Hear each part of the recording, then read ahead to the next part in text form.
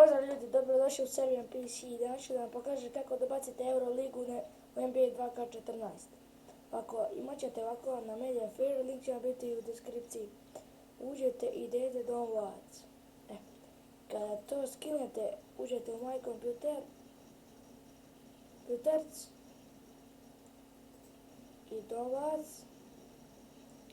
I onda nađete Euroligu i izbacite na desktop. Kad izgazite na desktop, uđete tu u Euroligu 2K14.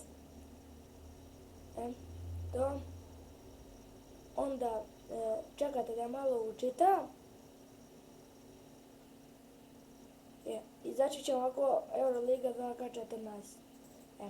To i sad ekstra to desktop. Izbacite na desktop. Kada se skinulo, izaći će vam ovako, dobit ćete ovako, ovako i stisnete dugme pored CTRL, između CTRL i Alt, to i R, i ukucate se ovako app data i idete OK. I onda ovdje uđete u 2K14, NBA, tako, uđete u saves